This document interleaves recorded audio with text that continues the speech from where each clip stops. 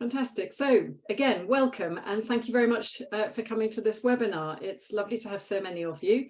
And I'll be sharing my thoughts really about how to build a strategy for cross-sector partnerships.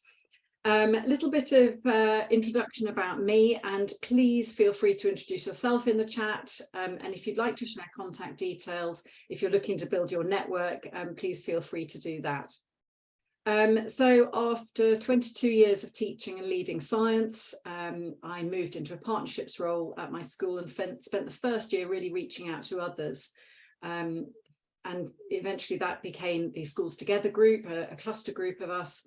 Now it's morphed into a fully fledged charity, which is really fantastic, the School Partnerships Alliance, of which I'm an associate consultant. I now work freelance, as many of you know, supporting partnerships.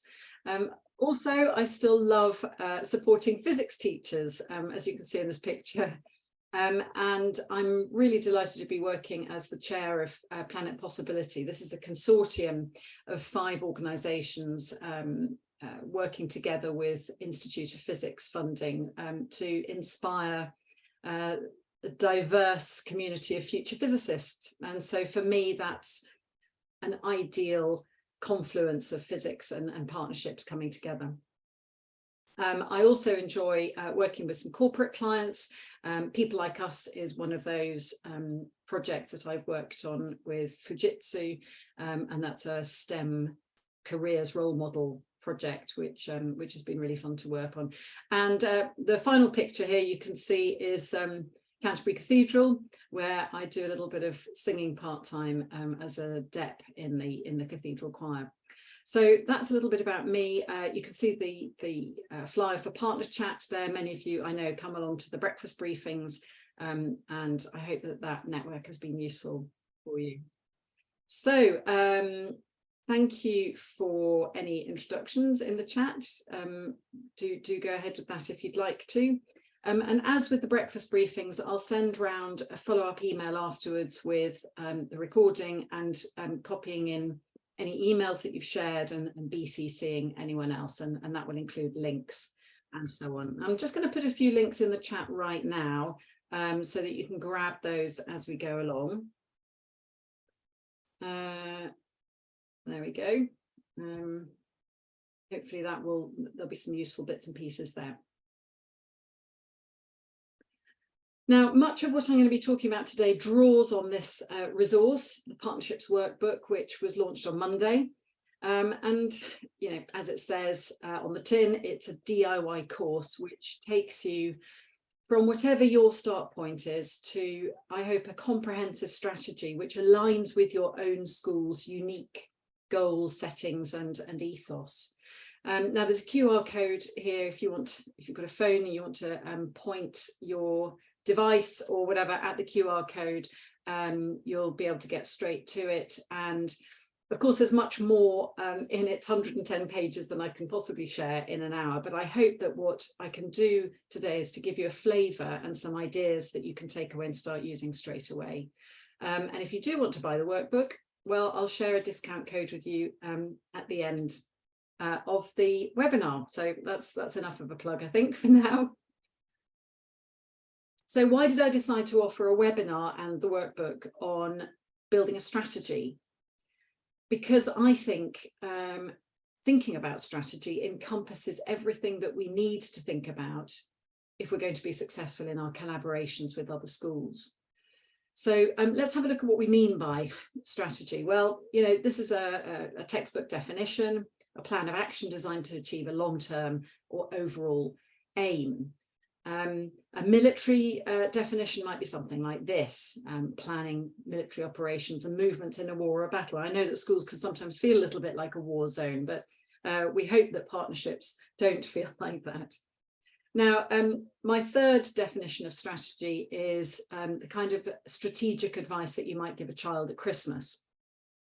So if you want a dog, start by asking for a horse. I think this is quite important, possibly has some resonance for what we're doing in partnerships. Big ambitions are important.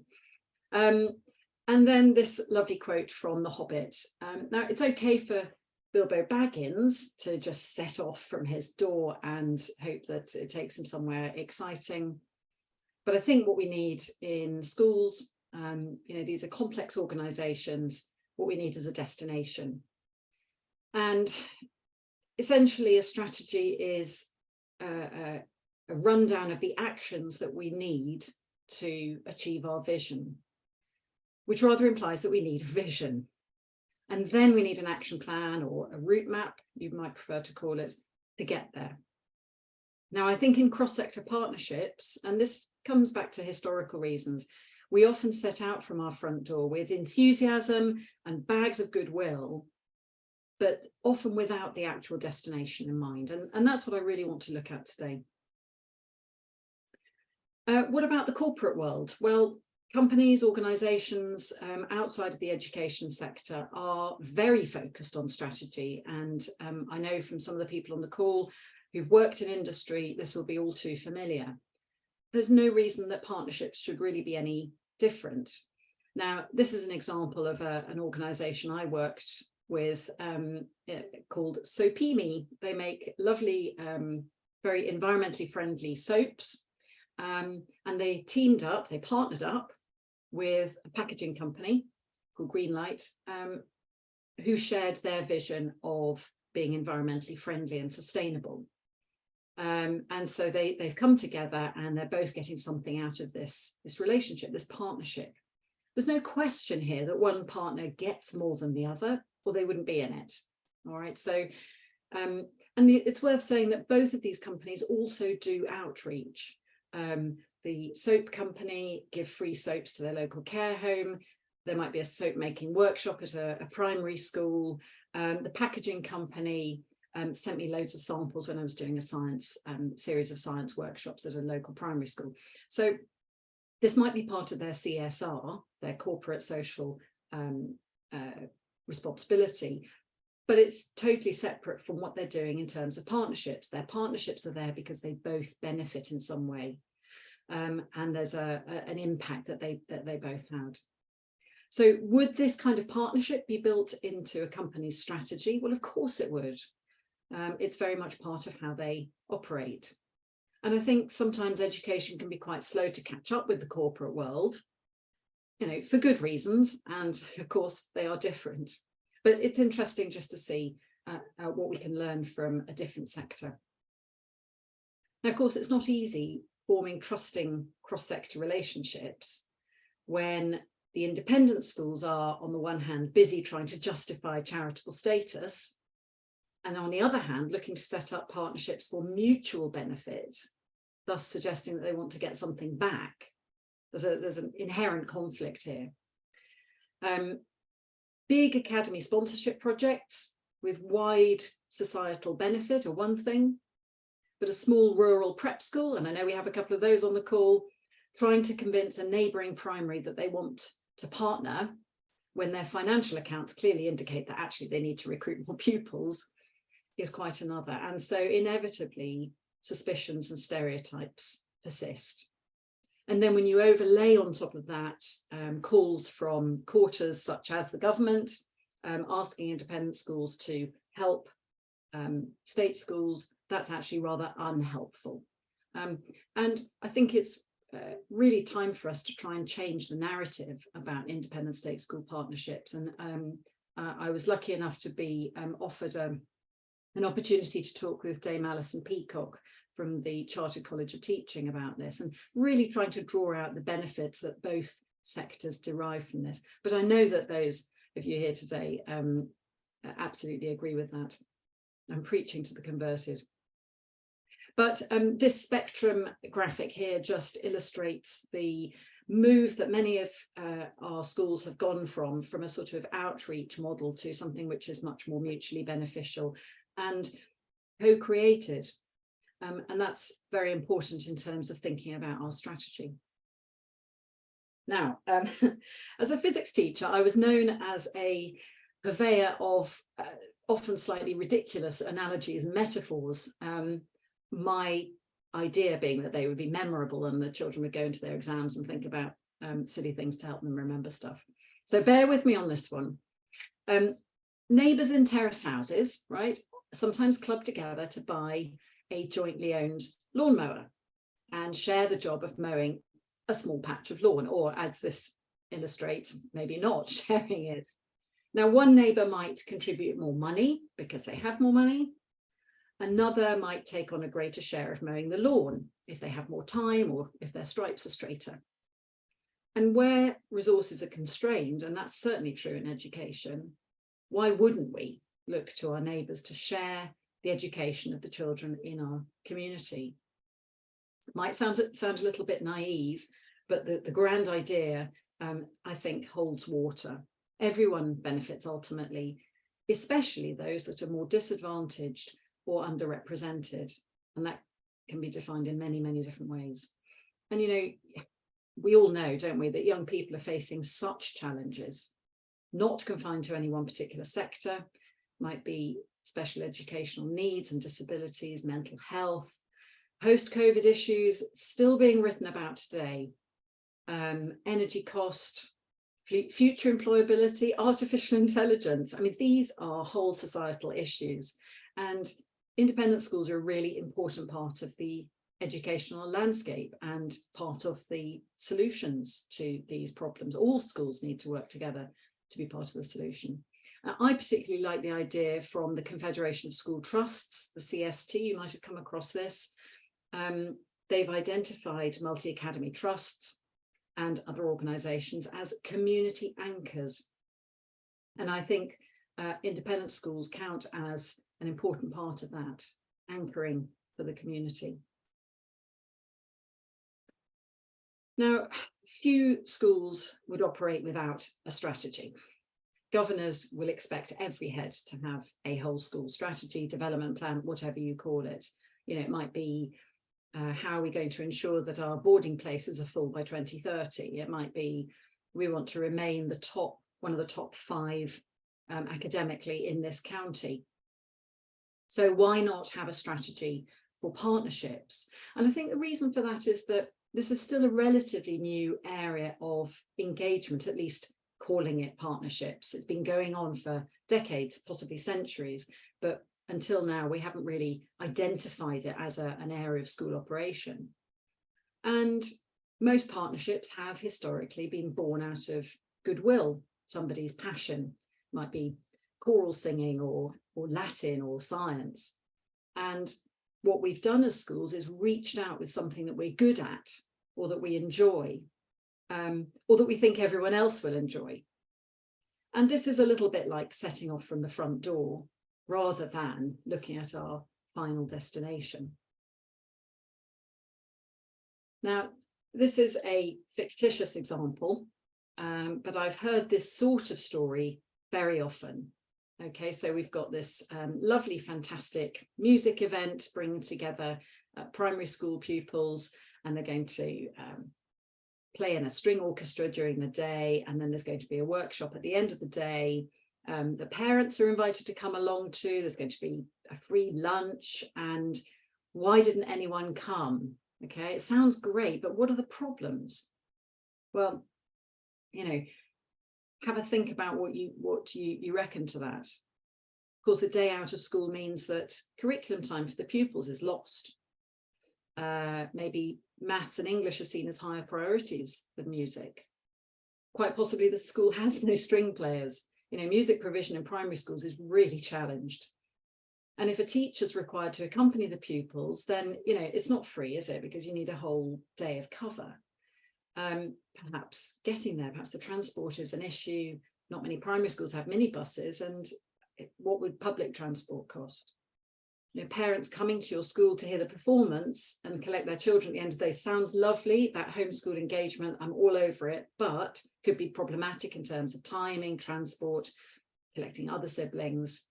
And then, you know, what about children missing the school bus home at the end of the day? So if the school invited doesn't already have a relationship with your school, you can see why they might be reluctant to commit to an unknown event, you know, and they might not know what the quality is like, or whether it was worth the effort, even if it really, really is. And so this is, you know, just by way of illustrating the danger of setting out from your own door without thinking about the destination. In other words, of not being strategic. But, you know, moving away from the transactional model of give and take towards these more sustainable and impactful partnerships has given us a real opportunity to look at this strategy, to look at the destination, to think about the needs that we're addressing rather than putting on the lovely music day. And it's worth remembering that there is room for all types, whether it is, well, as the School Partnerships Alliance calls it, type 1, connection, type 2, collaboration, type 3, alliance, and type 4, integration. Brilliant work done by Margaret Hunnable in her PhD research on independent state school partnerships, and now very much embedded in the practice of SPA. So whether we're working together locally, regionally, globally, this strength, as you can see in that third picture, it's just a stronger model to be working together, stronger than a transactional model, and means that a partnership is more likely to be sustainable and more likely to have an impact. So, okay, enough of the philosophizing and the silly metaphors. Where do we start then in creating a strategy for partnerships? And here I hope there are going to be some tools that will really help you if this is something that you want to do in your school.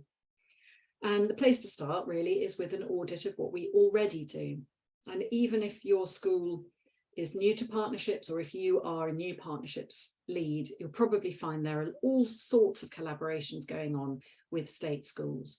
And I think it's great to start with just a sort of brain dump of everything that's going on. And this graphic is just a little aid memoir just to sort of help bring out those collaborations. Now, what you could do next is, and this is in the workbook, there's actually a table, because the workbook is very much something to interact with and write in and so on. It gives you lists to write and whatever. So there's actually a table in the workbook that prompts you to fill in what are the partner schools or organisations that you work with, what kind of area of engagement is it. You can see in this this graphic there are some ideas. Is it curriculum, is it enrichment, is it teacher stuff, is it student volunteering, and so on. And what kinds of events, activities, projects, who is involved? Is it teachers, support staff, students, or a mixture? When did it start and how often does it go on? And it's worth ignoring COVID, because obviously that took a great big chunk out of time. And then number 6, this is really crucial. Is it something that you offer? Is it something that you discuss with your partners? Or is it something that you actually co-create on a sort of more level playing field with your partners? And so this exercise of audit is really establishing where we're at now, where our front door is, if you like, or perhaps the garden path as well. Where are we setting off from? And then what we need to do is to set our sat nav. What's our destination? What's our end goal? Well, there are so many different reasons for partnering, and so therefore I wonder if this is a good question to ask first. What are our reasons for partnering? So if you'll permit me, I'm going to let you interact in a poll now. So here we go. What are our goals? What are our schools' reasons for partnering with state schools? I hope you can see that okay. And you can tick as many of those as you like. Perhaps I need to, oh no, you can see them, good. I can see the votes coming in now. And don't worry, I think it's anonymous. Of course, schools will have a number of different reasons, but it's just interesting to see what people put. And if you can see, if you can think of others that I haven't listed there, please just pop them in the chat.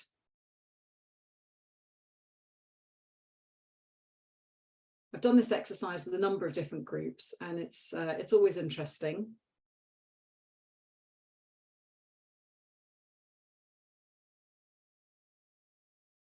Okay, any more votes? A couple more coming in.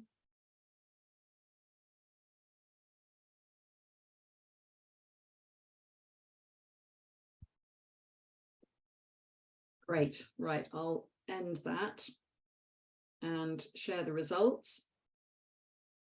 And you can see that number one,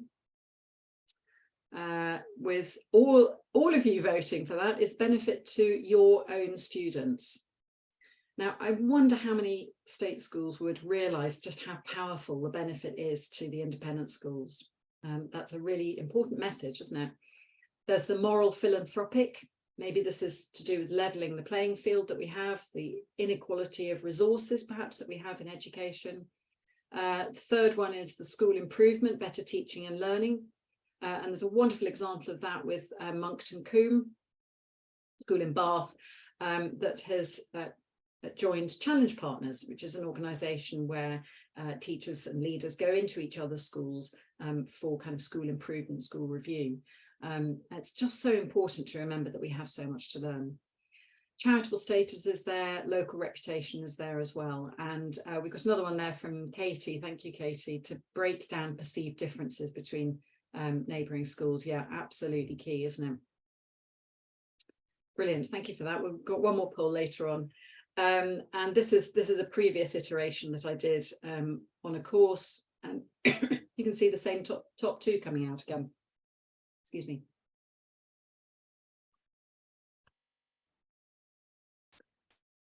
Right, what do we do next? Well, I think the next thing to do is to look at the other factors that will help us to decide on that destination. And there are three here really: the school ethos, stakeholder surveys, and the whole school development plan, and possibly more, depending on your own situation in your school. So let's look at school ethos just for a second. Do you know what your school's mission statement is, or ethos statement? It's probably there on the About Us page. Very often these mission statements indicate an outward focus. You might see words like community or broadening horizons, compassionate citizens, leaders of the future, this sort of thing, lofty aims. And this can really frame your partnership work and support your commitment to it from the person who wrote the school ethos, which is probably the head, with the governors. Now, how would a school fulfill its commitment to that ethos without an external focus, such as through partnerships? So, you might like to try writing, our ethos can be fulfilled through partnerships, thus. It's quite a helpful starting point.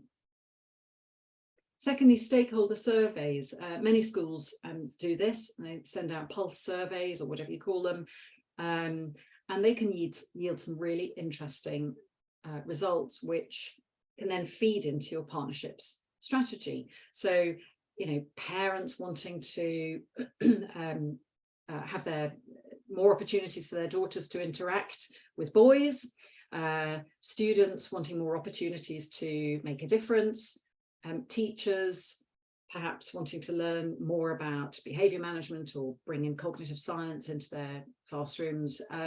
Even prospective parents we might indicate from a survey that the school has a bit of a reputation for spoon feeding.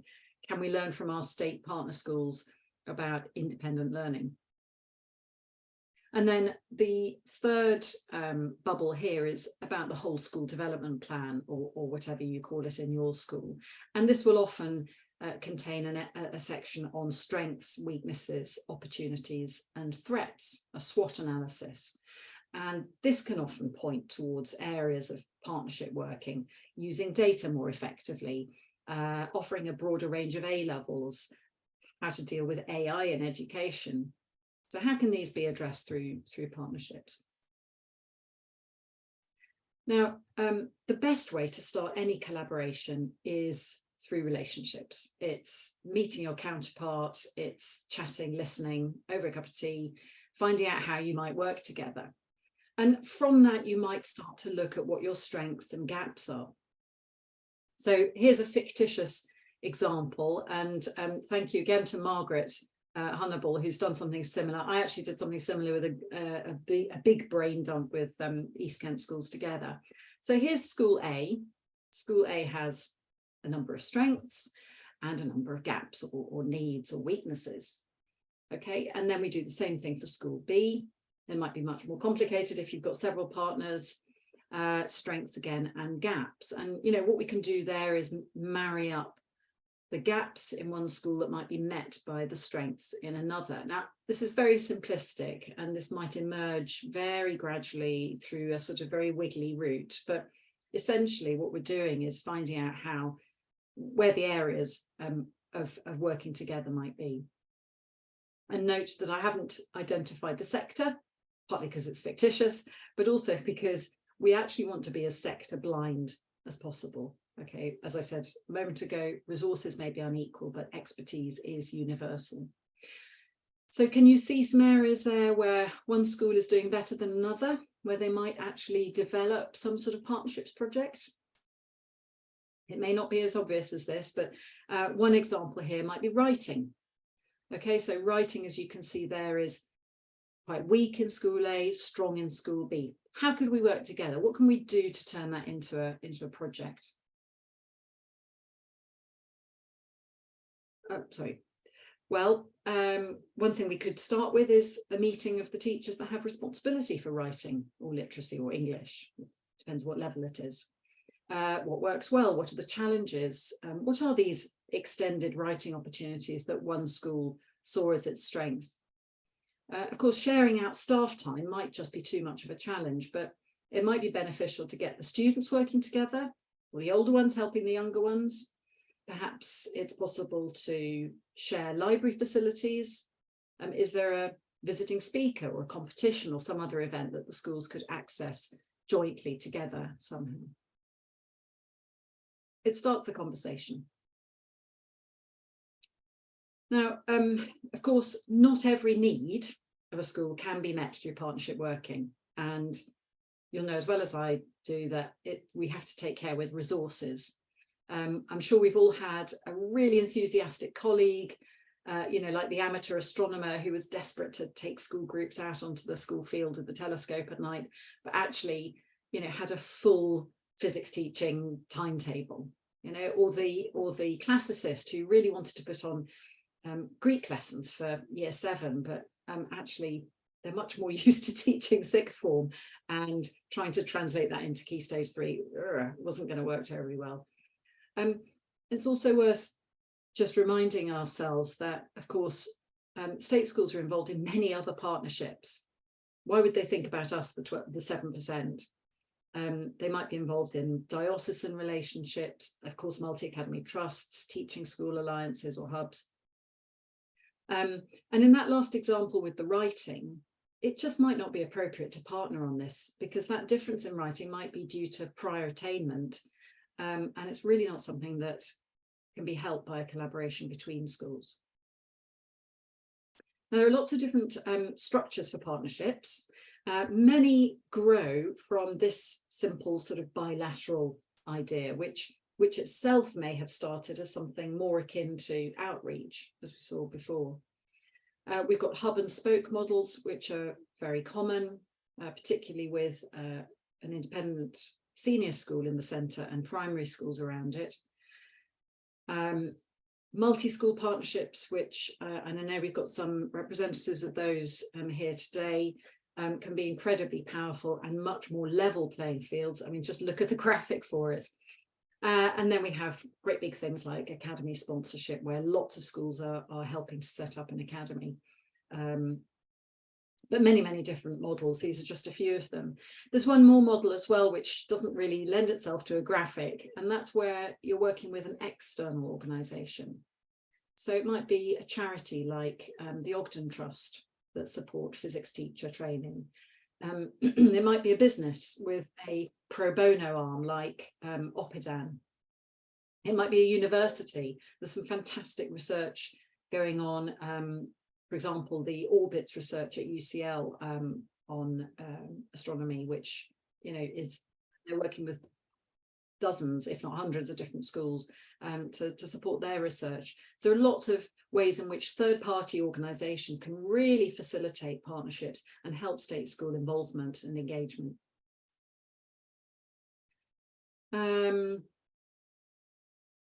So building a programme. Some people sometimes ask me, what do you mean by a programme? What's a programme? What's a project? What's a strategy? Well, to my way of thinking, my definition would be that a programme is a series of projects. Might be different subjects, might be different age groups, teachers, but all with that fundamental vision or goal that you've already set yourself. And so I sort of picture this as a bit of a funnel in terms of devising this partnerships programme. We've audited our existing projects. We've looked at the need that we're addressing. We've checked that we're aligned with the whole school ethos and strategy. Now what? Now we've got to devise or put together from what we're already doing a programme, but we can't do everything. We can't meet all those needs. So what do we do with the resources that we've got? We might have to stop some old projects. We might have to add new projects. It'll depend on the resources and the benefits. So we'll have a look at impact evaluation in just a minute, but let's have another poll. Right, this is about where you are on your journey towards a strategy. Let's have a look at this one. And this is, you can only choose one this time, and I realise that it might be difficult to choose one. And again, if you don't fit into any of those categories, please pop it into the chat.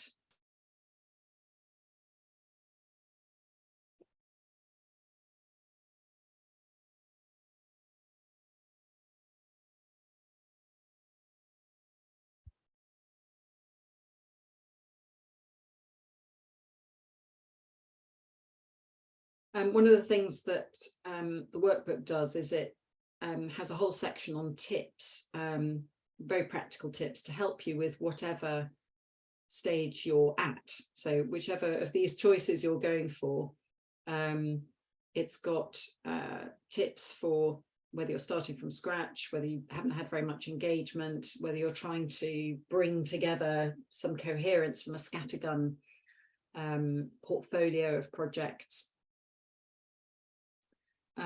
Thank you. A couple more votes to come.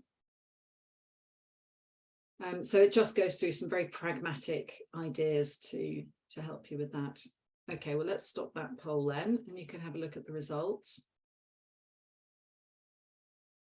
Josh, that sounds good. You've got a strategy and you've done quite a lot of trial projects. Now, trial projects are such a good idea, aren't they? Because you can try out all sorts of different things. You can even try out your impact evaluation, see what works well, and then scale it up. Fantastic. Jenny, yeah, you're partway there. End of pilot year, taking the opportunity to rethink and reset strategy for next academic year. Fantastic.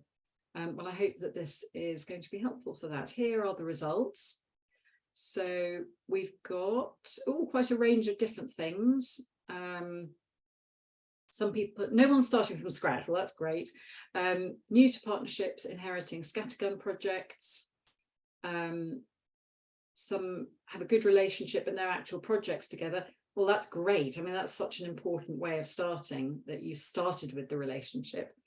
A range of projects underway but little known impact as yet. And then we've got some great partnerships going on that are demonstrating an impact, but you haven't yet got a strategy. And that's fine, because what I hope I'm helping with today is how to kind of retrofit that strategy. Marvellous. Thank you very much for your input into that. Something else you'll find in the workbook is quite a lot of advice on how to design new projects. So if you notice there's a gap, having gone through this funnel process, and you realise that you need to add something to meet, a bit more of a need, or to engage a different sector of your community, Then there's advice on, what to do if it's face-to-face, how to deal with pupils, staff, who are you going to direct it at? Are you going to have staff with a parallel strand during an event, or are they going to be supervising? How to think about diversity, which is so important, and also funding and other practicalities. And there are also some solutions to some of the common hurdles. And, I've collated these from some of our breakfast briefings and conversations and meetings and visits to various schools. So things like problems of engagement, getting buy-in from colleagues, senior colleagues sometimes, problems with transport, problems with safeguarding, paperwork being onerous. What if the timetables and term dates are different? How do we deal with some of these things? So we actually talked about some of these this morning, those of you that were on the breakfast briefing this morning, but there's loads more in there as well. Okay, now, again, in terms of measuring impact, we can learn from the corporate world. Impact evaluation, as far as I can figure it out, has three main purposes. And those are, firstly, to steer the direction of partnership activities.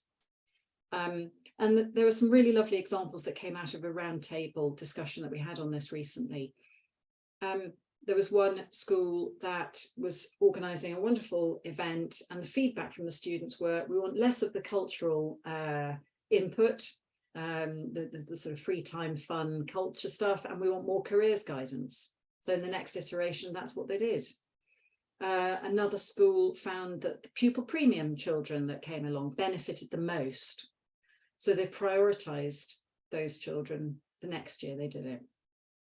So actually steering the direction that you're going in is the most important, I think, outcome of measuring impact.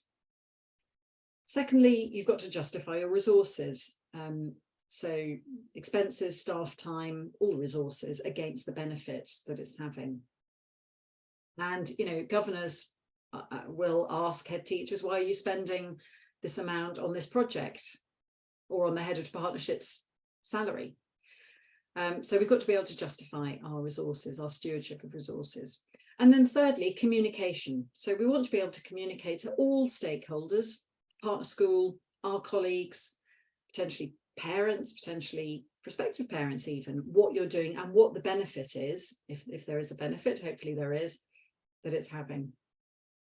Now there's a webinar on this next Tuesday, also at 4:30. I'll put the link in the chat a little bit later on, and this is to launch the guide that emerged from that roundtable discussion. So it's a kind of easy how-to guide to impact evaluation. So really drilling down there. Now this is the process that I've put together on thinking about impact evaluation. The idea here is that theory of change, that idea that we start with the goal and work backwards. So once you've got your goal established, the next thing is to think about the outcomes that you want to see. And these are distinct from outputs.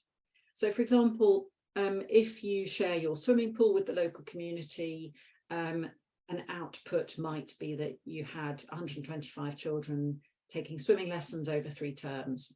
Okay, brilliant. But that's just counting. It's not actually measuring the impact. What would be an outcome would be that 73% of them learned to swim 25 metres, or 34 of them overcame their fear of water, or 67% of them reported greater resilience. And yes, it is possible to measure some of these things. So asking the right question at the outset means that your partnership is more likely to be meeting a need and making a difference, which means that you can measure those outcomes, and it's also more likely to be sustainable. So the next thing we need to do is to write an evaluation question. And this is a good format for an evaluation question. Give it a go. Try it out on a partnership project that you're running or that you're planning to run. Examples would be, how do we know if our cookery club for ours and partner school students is strengthening relationships between the two schools? Or did our science partnership project change pupils' attitudes towards STEM? Or what impact did the Year 12 service programme have on pupils taking part at the school?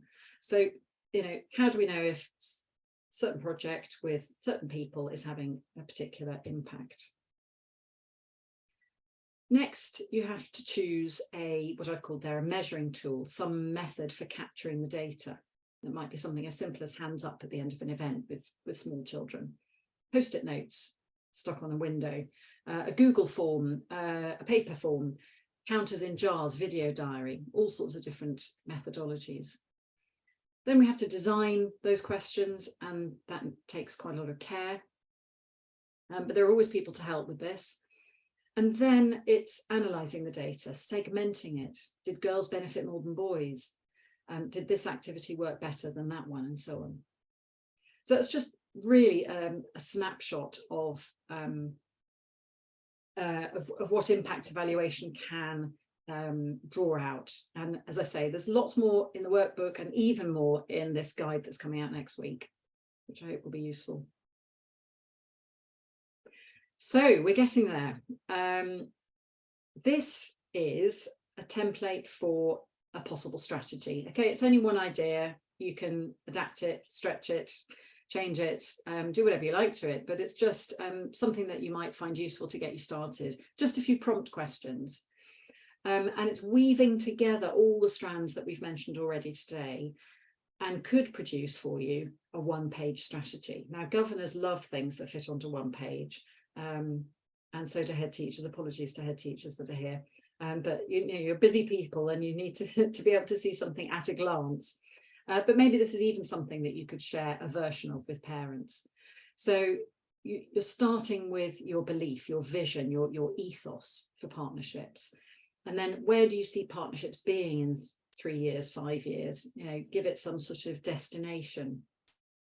That sat-nav idea again. You know, we'd like to have a partnership with, you know, 10 primary schools and 5 secondary schools or whatever. Then it's thinking about what the main strands of the partnership will be. You've looked at those needs and how you're going to address them. The benefit to your students will be, the benefits to everybody else will be, and it'd be really nice to think that we can merge numbers 4 and 5 into a kind of the benefits for everybody are, you know, like a sort of community benefit feel. And then finally, you know, for the bean counters, this is important. This is what we're going to have to put in to make this happen. So one-page strategy goes down very well. You might write it in words like this, or you might prefer a fancy graphic and make it look really corporate. Graham from ACS Schools, Graham Laurie, has done something like this, and he's printed it on tea towels and given it to all the governors and SLT. So there's another idea for you. And just in case you think that I'm totally driven by the corporate world, I'm really not. I know that there's a lot in the corporate world that we can learn from, but educating humans is certainly very, very different. Now, just before we finish, and I can take a few questions, I just wanted to say something about sustaining partnerships, because we know that keeping partnerships going can be really, really hard. It's not helpful when there are so many challenges to our time, to our resources, when your school's energy bill may well have gone up by £1 million just this year, when people in your partner schools are changing roles or leaving, or, you know, it's very, very difficult. And it's worth thinking about how each of these 4 main reasons, as I see them, can be mitigated. Guess what? There are some suggestions in the workbook, but essentially it's all underpinned by relationships. If you've got good, strong relationships with real people, face to face, even if that face to face is on a screen, because some of your partnerships may not be local, they may be regional or international, to have those people on speed dial is incredibly important. What you really want is to get to the stage which some partnerships have got to, where you'll hear from a teacher who is struggling with something and says, look, you know, could you help out with this? It takes time, of course, to get there. It takes a lot of persistence, but there is a lot of support out there for you. Many of you will know about the School Partnerships Alliance. I'm just going to pop these links in the chat again, in case you missed them earlier. There we go. So the School Partnerships Alliance has free membership right now, maybe not forever, so get on board while you can. There's lots of CPD and webinars and such like going on at the moment. In fact, really quite a lot over the next 2 months. Fantastic stuff going on. Graham runs the WhatsApp group, so if you email him, he may be able to make that happen. That hasn't come up as a hyperlink, sorry, in the chat, but there you are. You've got his email address there. And the WhatsApp group is just fantastic for informal help. Somebody is having a crisis with something, or just wondering if somebody's got some tips to help with something. And people pile in with help and advice, which is brilliant. And then the third thing to mention is Impact Ed. I know that they work with schools to actually run partnerships evaluations, but they also offer a lot of resources and general support free of charge, including this guide to impact evaluation, which is coming out next week. And so we've got a webinar which I'm co-leading with them next Tuesday at 4:30. So finally, I'll just pop a link again in the chat to the workbook, which you can find there. And if you'd like to use that code partner20, it'll give you 20% off. As I said earlier, it's not so much a book to read, but a course to interact with lists and tasks and reading and links and so on. You could print it out. It just arrives in your inbox as a PDF, though I am printing a copy for my mum, of course. It's really a professional development tool. And as one person said to me, this would be great to give to a head teacher and say, look, you know, this is a kind of Bible of what, sorry, I'm sort of making that sound way too grand now. It's a resource which basically outlines what I should be doing as your partnerships leader, as your head of partnerships. It's a self-study resource, and I've deliberately done it on as a landscape thing so that it would fit on a screen, because if you're working as part of a team, maybe you're on SLT and you want to work through it chunk by chunk, section by section, over the course of a term or two, I imagine you might have it up on a screen while you're all working on it together. But of course it could be printed. So this is the first page of contents. Hopefully you'll recognise some of the process we've been through today, and the second part of the contents looks like that. And it's really part of a suite of partnerships support, which I'd like to offer you all and all independent schools, including this new course, which I'm launching in September,